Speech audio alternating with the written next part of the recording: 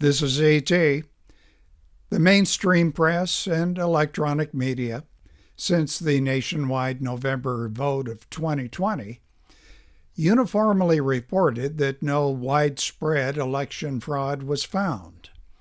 Well, note both the word widespread and also the tacit premise that fraud would be an exception and not the rule. The fact is, several presidential and countless state and local elections have been turned around because of corruption and fraud. In 2000, E.T. covered the Bush-Gore race for a Washington state radio station. And while on the air, I was told by one of our reporters that CNN had called Florida for Al Gore. Well, I asked him to check with CNN to find out if they understood that Florida was divided into two time zones and that Northwest Florida, in the Central Zone, could not have voted for Gore. Well, it turned out, no, CNN did not know that, one, Florida covered two time zones, and two, that Northwest Florida was solidly Republican. What followed was this. CNN reversed the Florida call for Gore, and Florida became ground zero, because that state's electoral votes would determine who'd become United States president. After weeks of controversial and, in my opinion, very questionable activities on the part of A, Florida's governor, who happened to be the brother of George Bush, and B, the Secretary of State, the real victor, in my opinion, Vice President Al Gore, was forced to announce to the U.S. Senate, over which he presided, that George W. Bush was the winner. Prior to that, in 1960, John Kennedy was declared victor in his race against another vice president, Richard M. Nixon, despite very questionable results from Illinois, where Chicago's Mayor Dick Daley and the mob were reported to have resurrected quite a number of Democrat voters from the grave, and also Texas, where Senate Majority Leader Lyndon Johnson, now John Kennedy's running mate, was said to have engineered a Democratic victory there. 1960's election looked so obviously fixed that Republican partisans, including, said Nixon, Eisenhower, demanded that Nixon challenge the results. But he didn't, because he feared, as he wrote, a constitutional crisis that would tear the country apart. When discussing election fraud, general elections are simply the political iceberg's tip. Many questionable and overtly undemocratic events occurred over the centuries to deny more popular and viable candidates a chance for even a nomination. For recent examples, see what happened to Vermont Senator Bernie Sanders or Representative Tulsi Gabbard of Hawaii. Or take a look at publications by Julius Assange, based on classified documents obtained from Chelsea Manning, which prove, in my opinion, that the fix was in favor of the Democrats' 2016 nominee. Let's go further back. When Franklin Roosevelt ran for a third term in 1940, that, by the way, is now impossible since the 1947 22nd Amendment.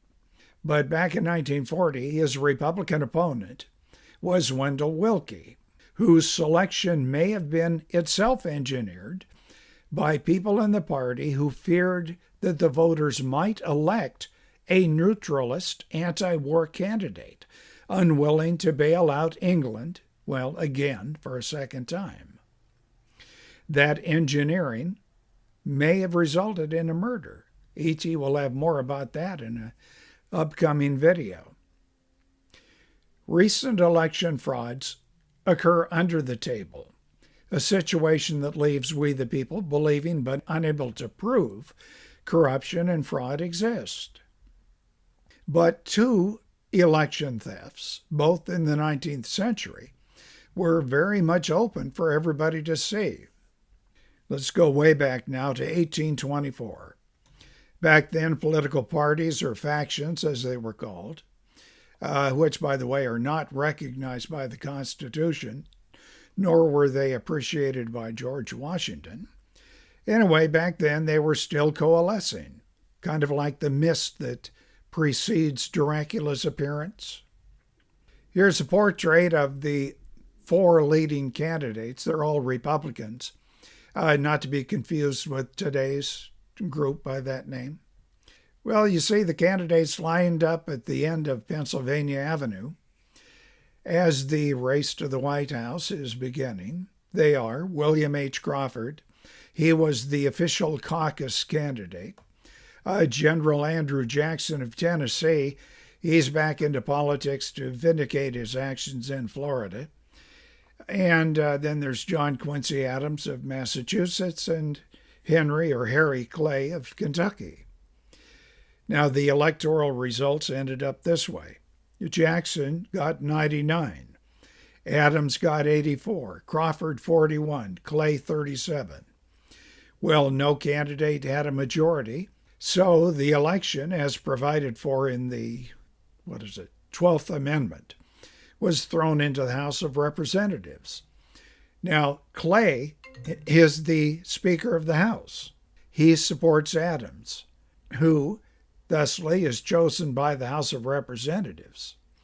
Though Andrew Jackson and his followers insist the House of Representatives has a duty to select Jackson because he got more popular votes. Clay figured Adams would not be popular and that Clay, would succeed him. Well, he was right on point 1, but he was wrong on point 2. The problem was this. Adams named Clay Secretary of State. Jackson then shouted that was a corrupt bargain.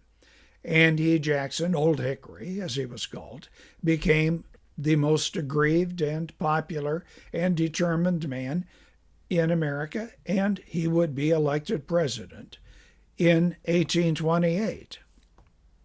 Let's take a look at the election of 1876. Here's Samuel Jones Tilden, the Democratic presidential candidate, a corporate lawyer, a reform governor of New York. Notice he looks like he smelled something really bad. Well, when you look at what happened in this election, you'll understand why. On November 8, the morning after the election day, Tilden wakes up thinking he's the winner. He got 4,300,000 popular votes, roughly, and 196 electoral votes. Here's his opponent, Governor Rutherford B. Hayes of Ohio. He got 4,036,000 popular votes. But yet, the Electoral College will elect Hayes the president because of Republican bribery, some forgery, some perjury, mainly in Louisiana and Florida, where federal troops were stationed under the Reconstruction Acts, which is really what this is all about. Republican election boards voided about 14,000 ballots, changed electoral votes, I think 12 or 13, to Hayes, which gave him an electoral majority of 1. So Hayes would be declared victor, 185 to 184. Tilden could not believe what was happening as all this was taking place. Some of his friends bribed election officials, but it was too late. Epilogue. Back in the 19th century's first decade, James Jackson, he was a member of the First Continental Congress, penned this phrase. Goes like this: eternal vigilance is the price of liberty. Well, vigilance, as the 2020 election and many others suggest, remains lacking. Now, what's to be done about it remains up to us, the American people. And whatever action occurs to secure open and honest voting will begin with local grassroots support.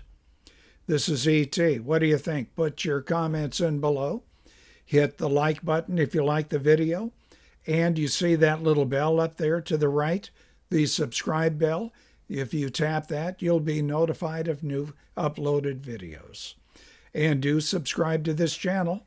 Thank you very much.